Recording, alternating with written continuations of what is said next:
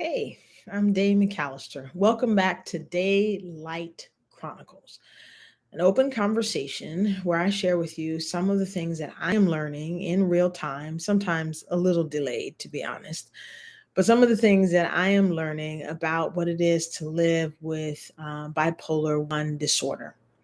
You may notice that there is a slight change in my appearance today. My face, for one, is not beat for the gods, and this ensemble, though cute, does not have all of the, shall we say, flair that I can be known to put on. That is intentional and it is on purpose. Instead of trying to create a false version of myself, I thought for this conversation in particular, it would be helpful to show you exactly what it looked like today. You see, today I want to talk to you for just a little bit about what it's like to come down when you have bipolar disorder. Being manic and hypomanic gets a lot of attention when we talk about being bipolar, and for very good reasons. It's very dangerous when an individual is manic, and being hypomanic can get you into a different kind of, but yet and still a world of trouble. For those of you who are new to this channel, let me just remind you of a few things or inform you of a few things if you've never been in a conversation about bipolar 1 disorder before. First of all, one important way to think about bipolar disorder, one of the ways it's been helpful to me, is to think of it like a dial. So think of it like volume. You are either turning the volume up on someone or you are turning the volume down. I like to think of myself as a song, a pretty good song. And my bipolar disorder either turns me up so high that my melody, my backtrack, my drums, my strings, those things get a little distorted and it's hard really to hear the beauty in the song, or my bipolar turns me down so low that you can't hear the melody anymore. You can maybe recognize a few parts, but you don't really hear the nuances. You don't hear the background singers. You don't hear the ad libs that you've come to know and love. That's the way I think of being bipolar. And so we spend a lot of time talking about what it's like when the volume is high, when it's at 8, 9, 10. How do we safeguard ourselves? Our last chapter, chapter 3, was about safeguards and guardrails, as a matter of fact, because it's really important to have an external set of executive functions by way of a care team when you get to a stage where you cannot trust that your brain is working towards your best interest anymore because it is hopped up on the chemicals that are present when you are either hypomanic or full-blown manic. But there is another side of bipolar. And I'm not talking about the depression. There's plenty of information out there about what it's like to be depressed, and clinical depression, depression that's associated with bipolar disorder. Those depressions I think we have heard about. What I want to talk about is the specific cycle of coming down. That is to say, you found yourself ramping up, and maybe you've been able to use medication to stop yourself from going all the way to mania. Maybe you've had a foot in mania and a foot in hypomania, and now you're starting to work your way back down. Maybe you have developed some other techniques. Maybe you just ride it out until you get to the other side. Here's the thing.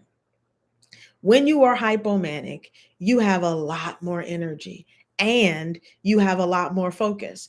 And who knows how long you are hypomanic. So it's generally very easy to start making plans in hypomania. That is to say, if I'm hypomanic on Tuesday and I'm making plans for what I'm going to do on Wednesday, I make those plans based on the energy I have on Tuesday. This is how much energy I have. And therefore, here are the things that I am capable of doing. And so I say yes to all kinds of invitations for Wednesday, especially for friends and family who do not know that I am hypomanic. Now, imagine, if you will, that you are living in a space where you are closeted as it relates to your mental health diagnosis because of the stigma that exists in the world. So the people around you don't know that there are particular moments when you have more energy. For them, you just look flaky. Sometimes I show up, I've got energy, I'm there, I'm present. It looks like I can carry and juggle a million balls at a time.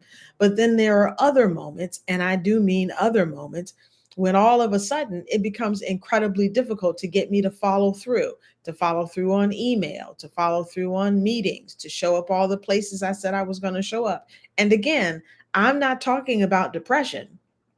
I'm talking about the shift in energy when all of a sudden you go from maybe needing 4 or 5 hours of sleep a night, being incredibly focused, able to attend to a host of things, to all of a sudden you need naps during the day. Your focus isn't as sharp. It's harder for you to hold on to things. We're not talking about depression. We're talking about a baseline that has emerged after you've come out of being hypomanic, or possibly even manic. And here's what I will say to you: it is so hard, right? Like when you're reading about being bipolar, you think, man, the baseline is my life. That's where I want to live. That's where I want to stay. Who doesn't want to be at the middle place? Nobody wants to be depressed. Nobody wants to be on their way to depressed.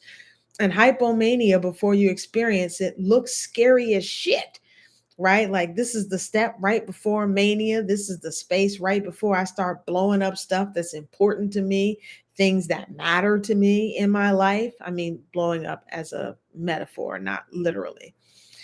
And so before you experience it, you're like, I want no parts of that. I want to be in the middle ground. I want to live my life right at about 5 on that volume scale. But here's the thing: you experience hypomania and you learn that that's hypomania.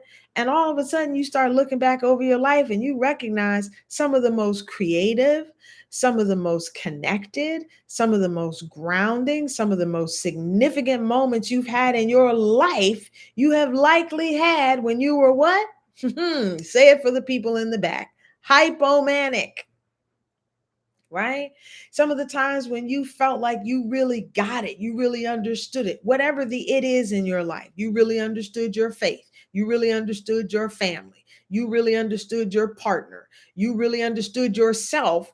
You discover that was during hypomania because there were some extra synapses in your head that were all of a sudden firing that usually can't fire, and different parts of your brain were connecting that usually aren't able to connect in such a smooth way. And you are so focused and you are able to get so much done. And it's good stuff. It's not like far out there stuff. If you're right in the sweet spot of hypomania, you are incredibly creative, you are incredibly focused, you are incredibly organized, and you are moving through life kicking ass. And you make plans to keep kicking ass, to keep moving through, to keep doing stuff. I remember my last hypomanic state, I was seriously giving thought to going back to law school. Now, before you say anything about this, know that most preachers, pastors, as my daughter calls them, reverendables, are frustrated attorneys.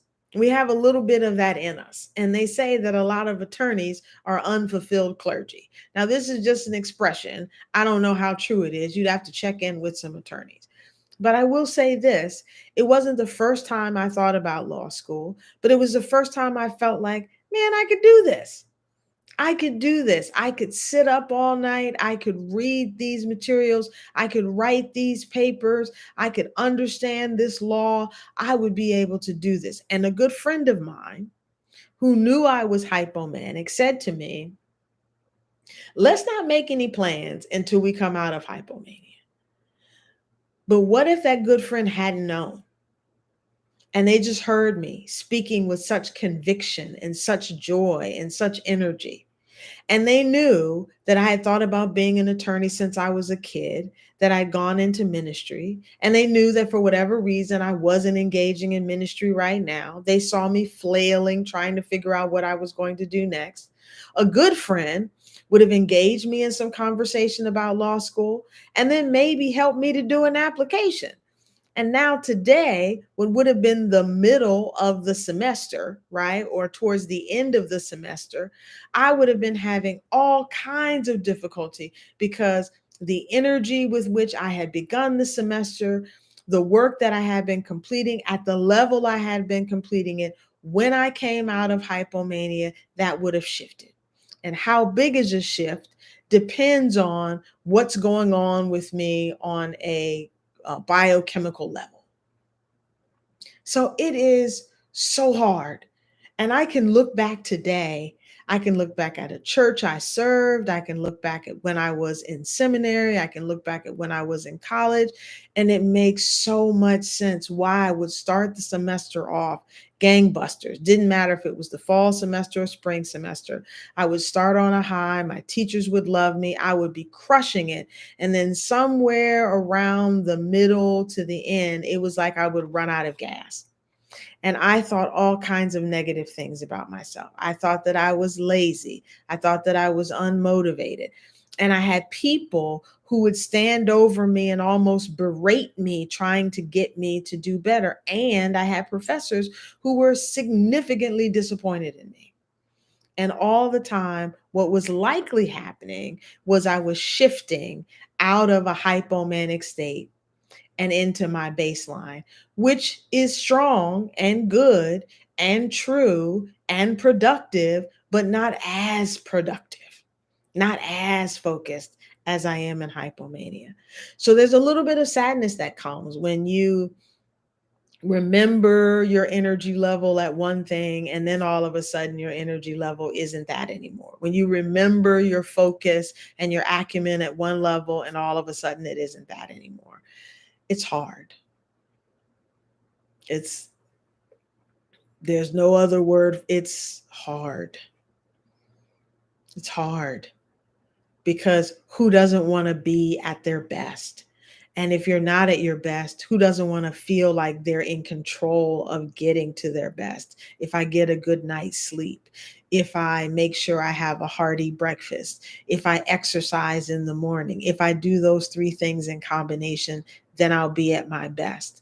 But when your best is because of a chemical imbalance in your brain, you can't control it. So when I'm at my baseline, I can get a great night's sleep. I can have a healthy breakfast. I can exercise. I can get a trainer. It is not going to get me back to the energy level that I remember when I'm hypomanic. Those are just the cycles that I move through. So, a friend of mine who's had a diagnosis and been managing it for much longer than I did started talking to me when I was hypomanic about stacking information materials, record a couple of podcasts, report a couple of these videos, write out several things like above and beyond what you need to do so that when I got back to baseline, and if I shifted from baseline even into depression or dystopia, which is right before depression, I would have something to lean back on so my life no longer has this really high and really deep low in terms of my productivity. Right? That was really helpful advice. Here's what I would add to that if you're in this situation. Store up some grace for yourself. Write out some affirmations for yourself, because the production part and the productive part is hard, but what is harder is the internal conversation that you can have in your head about who you are and your worth. If your worth has been tied to productivity, it can be so hard to land on your baseline and not to tumble off of baseline and into dystopia and then into depression, because you want to show up for people. You want to deliver. You want to develop and maintain and to nurture the relationships that you've maybe started, and you started them in a particular way. So it's not just about the production of work, it's also the impact that it has on your interpersonal relationships, because all of a sudden you're able to show up for people in a different way. You're able to be present to people in a different way. And then all of a sudden you're not. And how do you manage that? How do you prepare the people around you so that they can manage that? Those are the real questions. And I don't have answers. I'm just here to provide the questions, because I so wish that I had known these were questions that I would be asking myself, so that I could have started in my journal to imagine what would be healthy and helpful answers for me. So, yes, the manic side of being bipolar, really important to talk about, really important to understand. The ramping up, really important to get control of, to have a plan for how you're going to stop yourself from getting all the way to mania, or what you will do if you get to manic, and how you will keep yourself safe and those around you safe while you're there.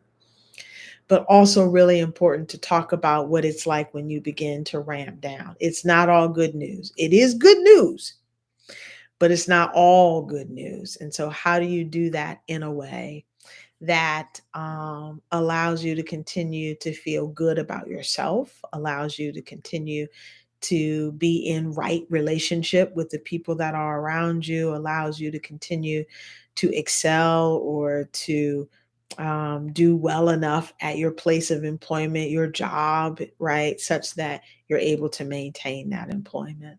These are a few of those questions. I hope this has been helpful to you. It shows up for me in all the ways that I've described, and it also shows up in my appearance, right? I get very heavily adorned even on a day-to-day basis on a regular Tuesday when I'm hypomanic, because I have the energy to do it. And when I come to my baseline, I'm still pretty concerned about an ensemble, but I don't have that kind of energy. And we've all seen what depression looks like on our friends, right? When they go from people who are dressed in multiple colors to maybe a little monochromatic, and monochromatic in the gray, right? So I'm not in the gray. I've got on pink.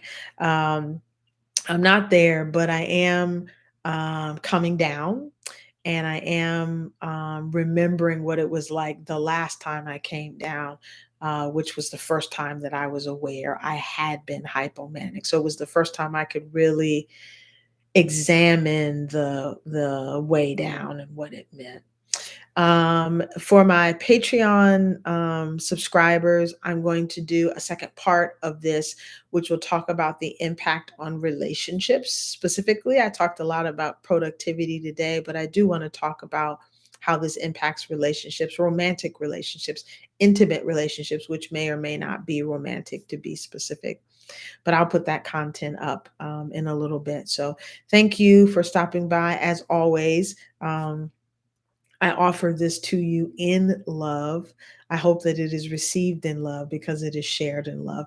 If this has been a blessing to you, I do hope that you will like and subscribe this video. It's one of the ways that you communicate that this is something I should continue to do. So if it has blessed you, I hope you will like, I hope you will subscribe so that you can join me. I'll be back here next week. Thank you so much. I love you fiercely. Have an amazing week.